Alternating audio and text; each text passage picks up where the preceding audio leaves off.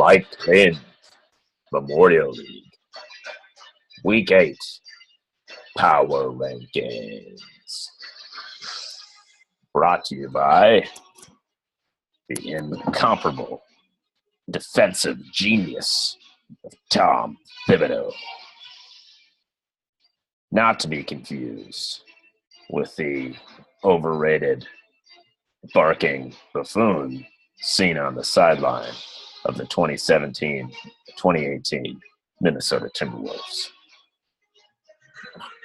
All right, welcome back. Sorry I took last week off. Let's take a look at some results. Tommy's Terminators thumped Stuntcock 66-52. Logan's Not Rogers escapes with a victory over Weapons of Matt's Distraction 69-66. Stern Rake cruises to victory over the Hapless Meters 53-35. Homies keep on rolling with a 17-point victory over Man at Work 78-61.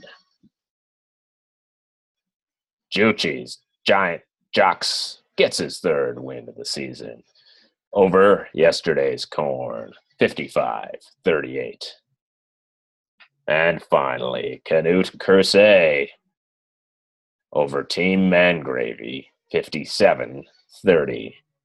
League average, 55.47 points. All right, so the standings are starting to look pretty interesting. We've had a little bit of a shakeup since our last rankings. The homies continue to win, did lose once, but with a wide lead in the East. Team Mangravy holding on in the West, but not by much, and Tommy's Terminators coming on strong. In the North, Canute Kersey in the lead and has scored quite a few more points than anyone else. And in the South, the best team is probably in last, but Rob is actually in first place. And it'll be interesting to see how that division shakes out. Number 12, yesterday's Corn. All right, at 2-5, moved you down a spot. I'll keep saying it, you need to trade a quarterback for a wide receiver. I don't know, something. You've got 3 of them. It's time to move one. OJ Howard looked like a breakout, so you might have a keepable player there. I think the biggest thing that's holding you back is Devontae Freeman's offense has not been very good, so he's been limited. And Jordan Howard's a good player, but the Chicago offense, again, they threw 7 passes. They're just gearing up against the run to stop them. So he had like 20-something carries for 60 yards. It's not impressive. If those offenses were better, your team would be better. Number 11, the Meters. Oh, Dave, probably should have put you in last after that Wentz trade. You don't have a healthy QB on the roster. Marshawn Lynch is bad. DeMarco Murray's bad. Nuke's good, I guess. What I loved is through the whole draft, I'm going for it this year. I'm going for it. I'm drafting old guys. I'm going for it. It's time to win. I haven't won in forever. How'd that strategy work out? Not very well. Number 10, Juchi's Giant Jocks. All right, Sean's 3-4. Some concerns, though. Maybe won a couple games here. Still have a chance to turn it on and make the playoffs. But Larry Fitzgerald without Carson Palmer now the rest of the year. Adam Thielen can't seem to get in the end zone. I don't really understand that. And it's not – he hasn't been getting red zone targets. And Keenum is not the deep passer that Bradford is. So and Thielen's biggest strength is running deep routes. And so if he's being used as a possession guy, his fantasy upside is not quite there.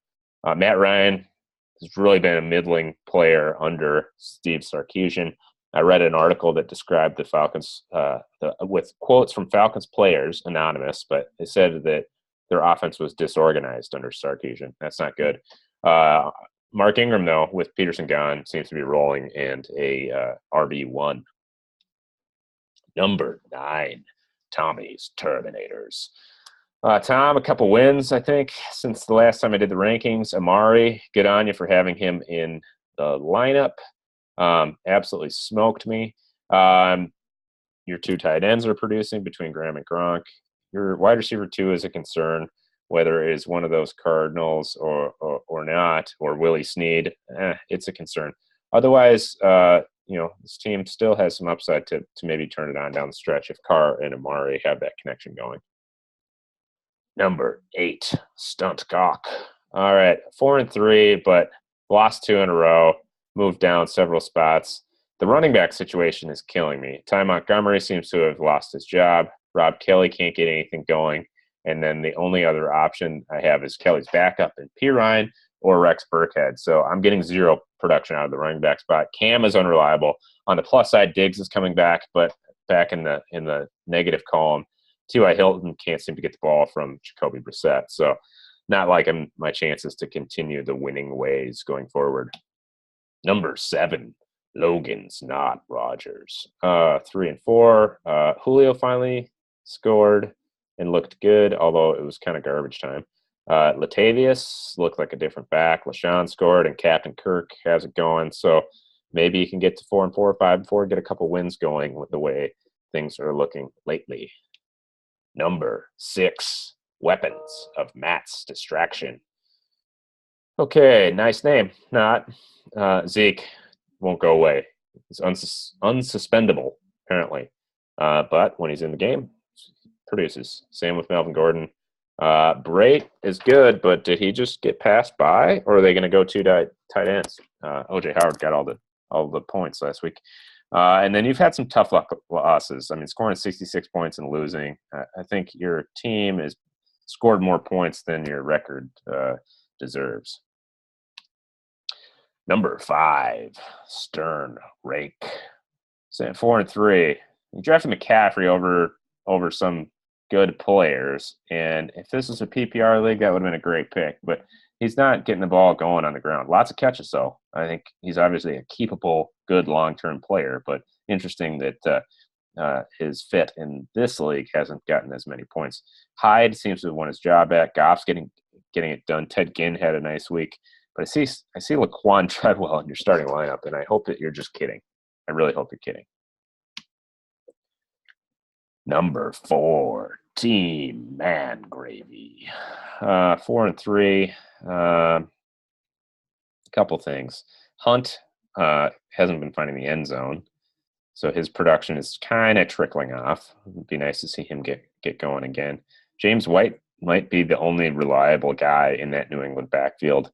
Hunter Henry looks like a top 10 tight end, quite a good player, and making up for the injury to – his name is escaping me, Eifert. And then Demaryius. If Trevor Siemian wasn't garbage, Demaryius would be a good player, but it's hard to count on him right now. Number 3, Mana Twerk. Moved you up several spots, Rob, from the last time. Jay Ajayi has gotten on track. Fournette obviously is very good with that hammy. Hopefully that's better after the bye week. I think Kelvin Benjamin, tough to count on him with how up and down the Panthers offense is. Ingram is nice, and I really like the Wentz trade for you. I think Wentz is obviously a top 3 quarterback on the season, keepable player. You kind of got him for a song, and Dave threw him away for no reason. Number 2, Canute Kersey. Happy birthday, Justin. I hope it's a special one. All right, on to your team. Martavis, that pick, kind of a bust. Everything else about your team is pretty good, though.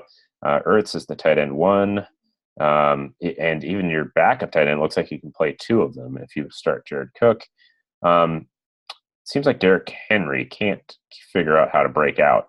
He's had opportunities to do so. Murray's opened the door for him, and then it gets slammed shut, and now he's on bye. So who knows if he'll produce it all this year. It looks like he's on track to have a worse year than he did as a rookie. And then your team's top-heavy. Very good at the top, but also potentially a problem if it goes back. If Pittsburgh has a bad week, your team's going to struggle. But for now, number 2. Number 1, the homies. Thought about moving you down after the Rodgers injury, but you've got Roethlisberger, so the team's still pretty good. Dez scores again. You do have a tough week this week with buys. And then I see Jordan Reed has re-emerged. It really should be, because we knew he was a good player. He just hadn't done anything up until last week. So still in the number one spot even after the Rodgers death. Okay, let's take a look at some predictions.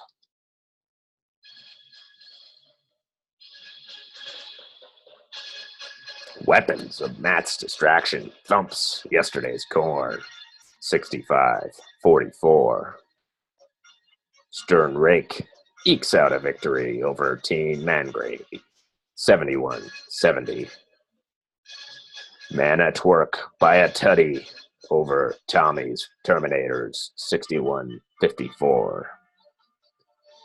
Logan's Not Rogers barely escapes with a win over Juchi's Giant Jocks. Canute Kersey obliterates the Meters 90-23. And finally, the homies send Stuntcock back in the losers column. 51-38. All right, that's this week for you. Good luck to everybody for this coming week, except for you, Todd. I hope your team struggles and that I win. That's all I got. Until next time, bye-bye.